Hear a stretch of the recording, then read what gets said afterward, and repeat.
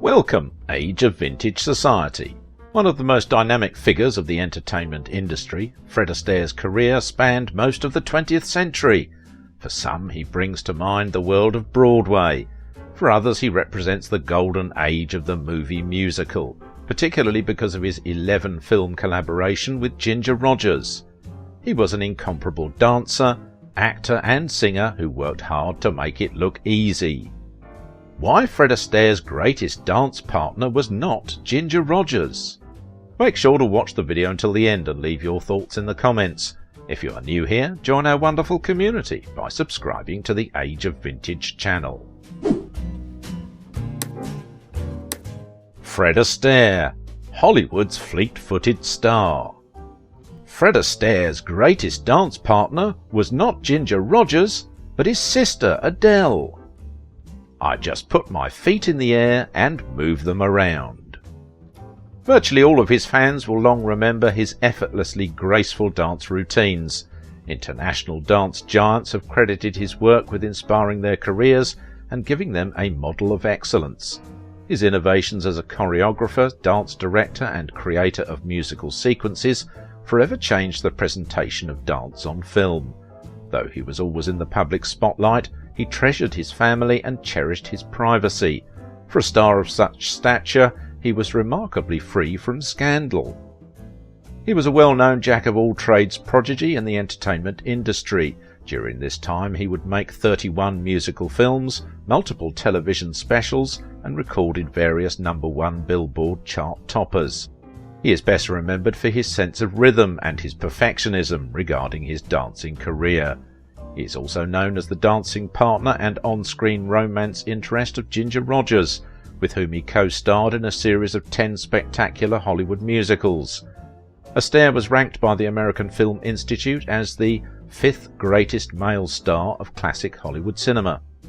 Many dancers and choreographers, including Gene Kelly, acknowledge Fred Astaire as one of the only dancers that will be remembered forever.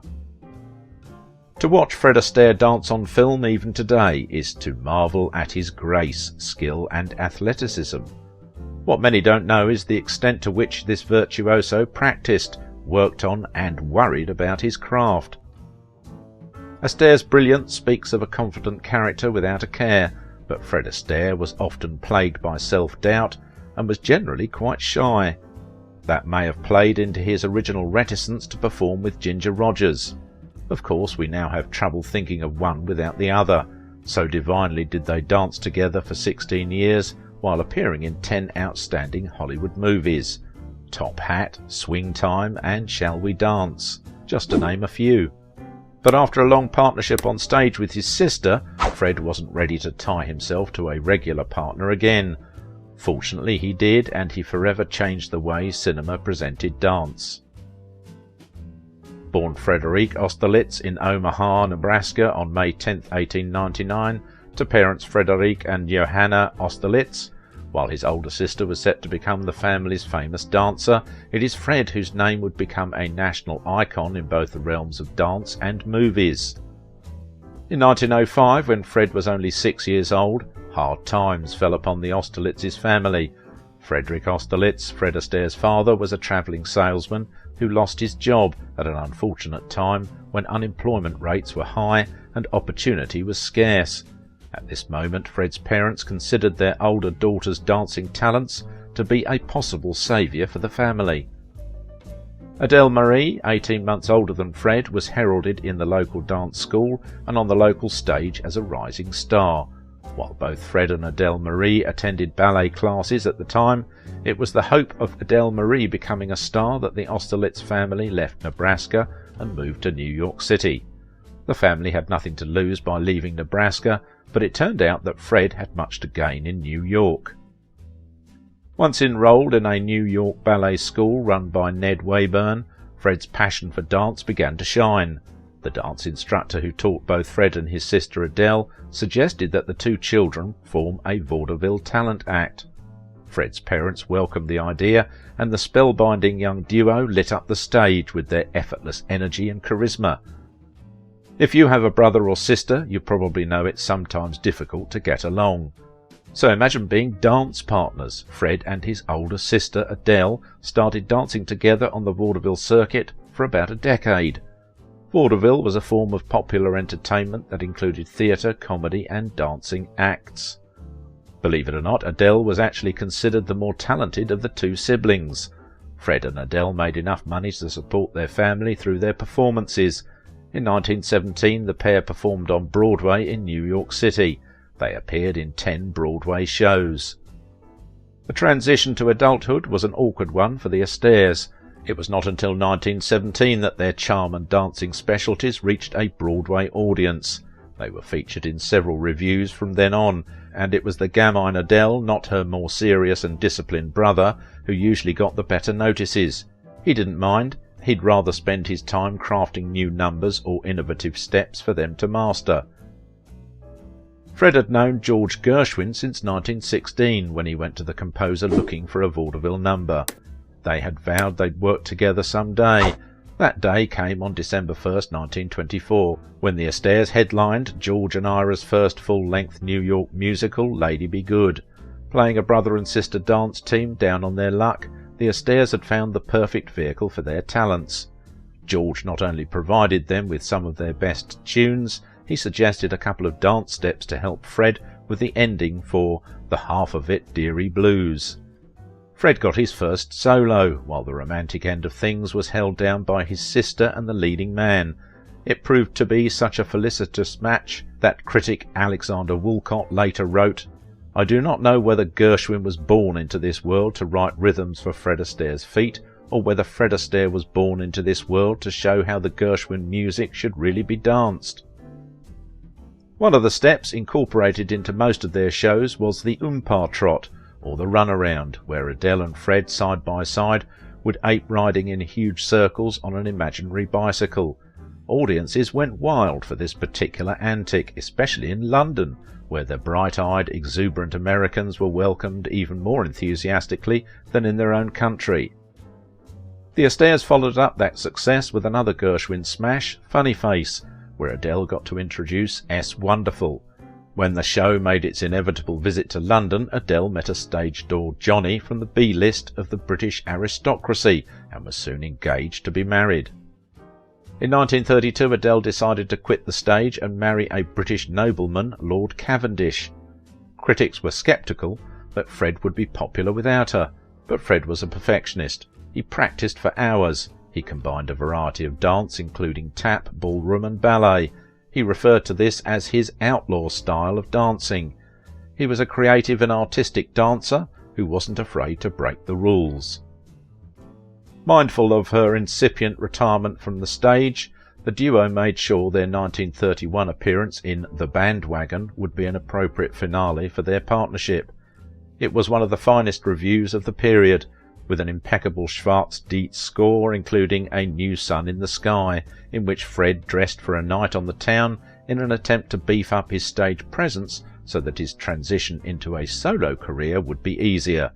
That transition occurred in 1932 with Astaire's introduction of Night and Day in Cole Porter's Gay Divorce. Fred struggled on without Adele for a while, but finally threw his hand in and disappeared. There is a rumour that he turned up in Hollywood. It was the best the poor chap could hope for after losing his brilliant sister. In 1933, Astaire married Phyllis Livingston Potter and shortly afterward went to Hollywood. Fred decided to head to California, hoping to make it as a solo performer. The Hollywood movie producers weren't easy on him. They thought he wasn't handsome enough, but audiences loved Fred. Executives reportedly claimed Astaire can't act, can't sing, balding, can dance a little. Despite this negative response, he was cast in Dancing Lady in 1933, a film which featured Clark Gable, Joan Crawford and the Three Stooges. Despite the mediocre assessment, studio executive David O. Selznick signed Astaire to a contract. In 1933, he was matched with a new partner in Flying Down to Rio. Although they would eventually film many movies together, Astaire initially did not want to be paired with her. Their chemistry was so impressive they stole the show, and RKO Radio Pictures was compelled to cast the pair in films throughout the 1930s. Although Astaire worked with several leading ladies throughout his career, it was his partnership with Rogers that stood out.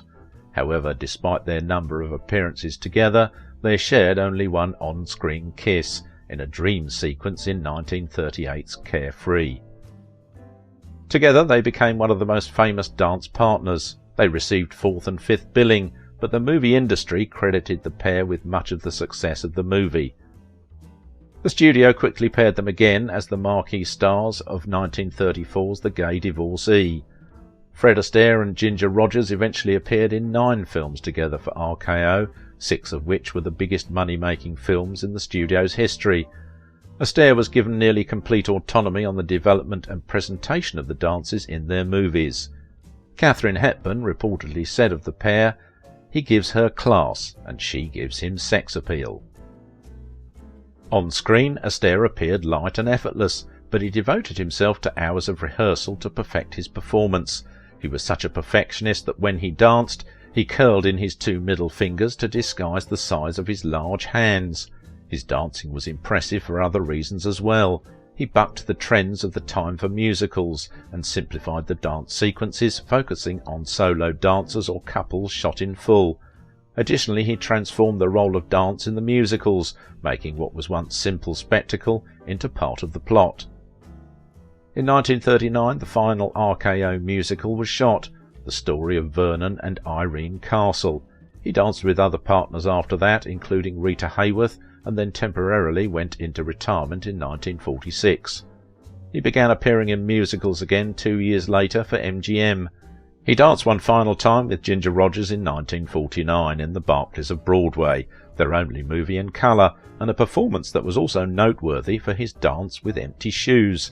Dancing was so important that his legs were insured for $1 million. Astaire's success was marred in 1954, however, when his beloved wife died from cancer. By the mid-1950s, the era of the Hollywood musical was coming to an end, and Astaire moved into other fields. On television, he produced 4 award-winning musical specials with Barry Chase as his partner.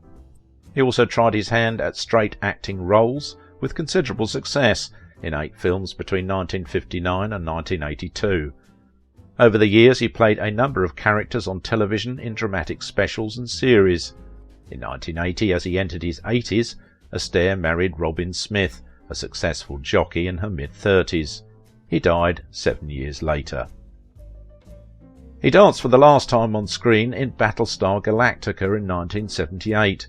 Astaire, who was 80 at the time, played the role of an alien prince. His dance was inspired by disco, and he wore an ascot for the performance, which was fitting for Astaire since he often appeared on screen in a top hat, tails and a white tie, making him a style icon. His final film came in 1981 with the horror film Ghost Story. This film was not his only non-dancing movie, as he was in several others, including The Towering Inferno in 1974. He may have stopped dancing, but he remained physically active, taking up skateboarding in his 70s. He was given a lifetime membership to the National Skateboard Society of America, but gave up the sport when he broke his wrist at 78. Fred Astaire appeared in 212 musical numbers, of which 133 contained fully developed dance routines, many of which are of great artistic value, and because he worked mainly in film, the vast majority of Astaire's works are preserved in their original form. Astaire's dances are a blend of tap and ballroom dancing, with bits from other dance forms thrown in. What holds everything together is Astaire's class, wit and apparent ease of execution. Astaire spent weeks working out his choreography. He also created an approach to filming dance that was often copied in Hollywood musicals. Both camera work and editing are used to support the flow of the dancing, not to overshadow it. Although his shyness and self-doubt could make him difficult to work with, Astaire was an efficient planner and worker. His courtesy, professionalism and struggle for improvement earned him the admiration of his co-workers. His showbiz story is a legend. Astaire is regarded as the greatest male dancer in Hollywood history, and an artist of such skill and creativity that he changed the look and function of the dance numbers in movies. Astaire's career in show business spanned his entire life, from his performances as a child entertainer in the early 20th century up until his death in 1987. Fred Astaire's journey ended when he was 88 due to pneumonia on 22nd of June 1987, leaving behind his teaching and aspirations. If you liked this video, don't forget to give it a thumbs up, subscribe if you are new here, and if you want to support my work, please visit my Patreon page. Now it is your turn. What do you think about the life and legacy of Fred Astaire? He forever changed the way cinema presented dance.